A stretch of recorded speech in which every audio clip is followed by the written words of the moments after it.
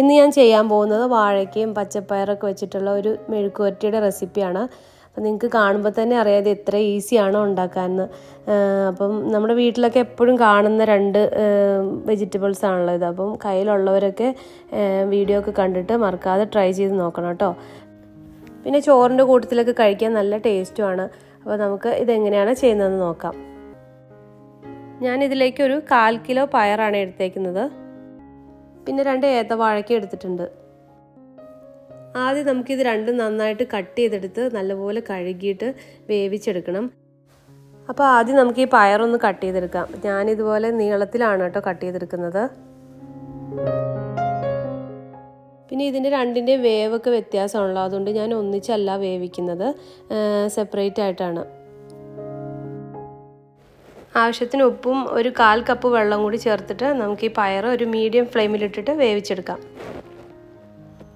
അപ്പോൾ ഞാൻ ആദ്യം പറഞ്ഞ പോലെ ഈ പയർ നമ്മൾ പകുതി വേവാക്കിയിട്ടാണ് എടുക്കുന്നത്. അപ്പോൾ അതുകൊണ്ട് ഒരുപാട് വെള്ളം ചേർത്ത് കഴിഞ്ഞാൽ വെള്ളം വറ്റുന്നവരെ വെച്ചുകൊണ്ടിരിക്കുമ്പോൾ പയർ ഒരുപാട് വെന്തും പിന്നെ നമുക്ക് മെഴുക്കുവരട്ടി ആക്കുന്ന സമയത്ത് ഒരു ഡ്രൈ ആയിട്ട് അങ്ങനെ കിട്ടില്ല.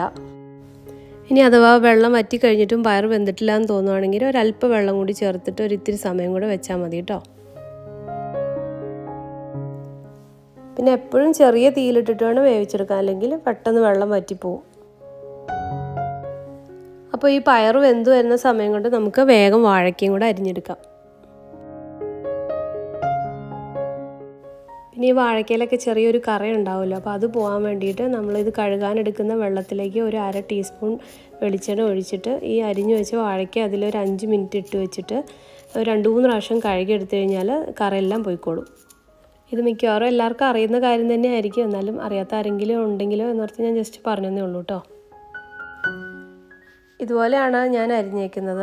അപ്പോൾ ഇതിൻ്റെ കട്ടി കൂടുകയോ ഒരുപാട് കുറഞ്ഞോ പോരുത്, ഒരു മീഡിയം സൈസിൽ വേണം അരിഞ്ഞെടുക്കാൻ. പിന്നെ ഒരുപാട് തിന്നായി കഴിഞ്ഞാൽ നമ്മൾ വേവിച്ചെടുക്കുന്ന സമയത്ത് ഭയങ്കരമായിട്ട് കുഴഞ്ഞു പോകും. ഇപ്പോൾ പയറിലെ വെള്ളമൊക്കെ വറ്റി പാകത്തിന് വെന്ത് വന്നിട്ടുണ്ട്. ഇനി നമുക്ക് ഫ്ലെയിം ഓഫ് ചെയ്ത് കൊടുക്കാം. വാഴയ്ക്ക നന്നായി കഴുകിയെടുത്തിട്ടുണ്ട്. ഇനി ഇതും കൂടി വേവിച്ചെടുക്കാം. 1/2 കപ്പ് വെള്ളവും ആവശ്യത്തിന് ഉപ്പും കൂടി ചേർത്തിട്ടാണ് വേവിച്ചെടുക്കുന്നത്. അപ്പോൾ ഇതിന് പയറിനേക്കാളും കുറച്ചും കൂടി വേവുണ്ടല്ലോ, അതുകൊണ്ട് 1/2 കപ്പ് വെള്ളമാണ് ചേർക്കുന്നത്. പയർ വേവിച്ചപ്പോൾ നമ്മൾ ഉപ്പ് ചേർത്തിട്ടുണ്ടായിരുന്നു, അപ്പോൾ അതും കൂടി കണക്കാക്കിയിട്ട് വേണം ഇതിലേക്കുള്ള ഉപ്പ് ചേർത്ത് കൊടുക്കാൻ. ഇനി ഇതൊന്ന് ചെറുതായിട്ട് മിക്സ് ചെയ്ത് കൊടുത്തിട്ട് നമുക്ക് ചെറിയ തീയിലിട്ട് മൂടി വെച്ച് വേവിച്ചെടുക്കാം.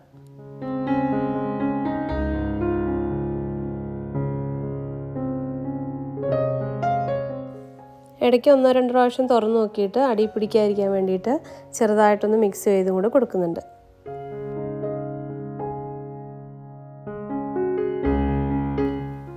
അപ്പോൾ ഇതിലെ വെള്ളമെല്ലാം ഫുള്ള് വറ്റി പാകത്തിന് വെന്ത് വന്നിട്ടുണ്ട്. ഇനി നമുക്ക് സ്റ്റൗ ഓഫ് ചെയ്ത് കൊടുക്കാം.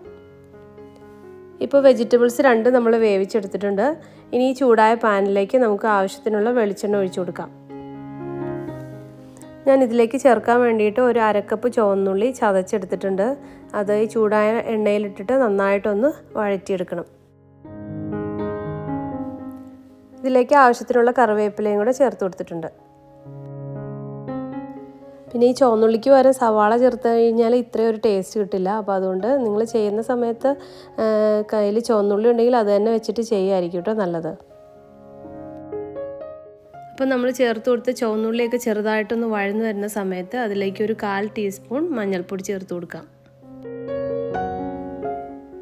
ചിലപ്പോൾ ഞാൻ ഇതിലേക്ക് മഞ്ഞൾപ്പൊടി ചേർക്കാതെ ഉണ്ടാക്കാറുണ്ട്. അങ്ങനെ ചേർക്കാതെ 2 രീതിക്കും ഉണ്ടാക്കലുണ്ട്. ഇപ്പോൾ ഉള്ളിയൊക്കെ വഴന്ന് ചെറിയൊരു ഗോൾഡൻ കളറായിട്ടുണ്ട്. ഇനി ഇതിലേക്ക് എരിവിന് വേണ്ടിയിട്ട് നമ്മളൊരു 2 ടീസ്പൂൺ ചതച്ച മുളകാണ് ഞാൻ ചേർക്കുന്നത്. പിന്നെ നിങ്ങളുടെ എരിവിനനുസരിച്ചിട്ട് കൂടുതലോ കുറവോ ഒക്കെ അത് നിങ്ങളുടെ ഇഷ്ടത്തിനനുസരിച്ച് ചേർത്ത് കൊടുത്താൽ മതി.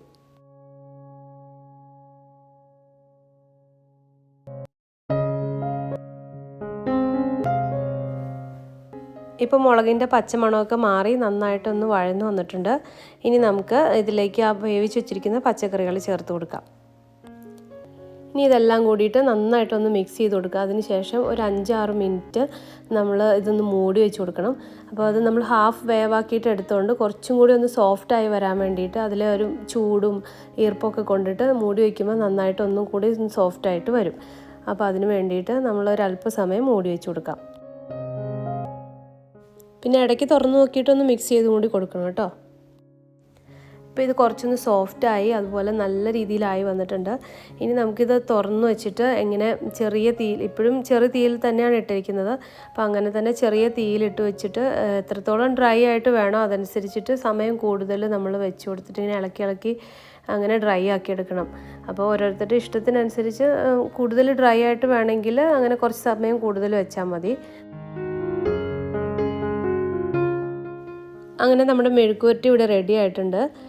അപ്പോൾ നാടൻ രീതിയിലുള്ള റെസിപ്പികളൊക്കെ ഇഷ്ടമുള്ളവർക്ക് ട്രൈ ചെയ്ത് നോക്കാൻ പറ്റിയ നല്ലൊരു റെസിപ്പിയാണ്. അപ്പോൾ എല്ലാവരും ഉണ്ടാക്കി നോക്കിയിട്ട് നിങ്ങളുടെ അഭിപ്രായങ്ങളൊക്കെ അറിയിക്കണം കേട്ടോ. അപ്പോൾ ഇനി മറ്റൊരു പുതിയൊരു വീഡിയോ ആയിട്ട് നമുക്ക് അടുത്ത ദിവസം വീണ്ടും കാണാം. താങ്ക്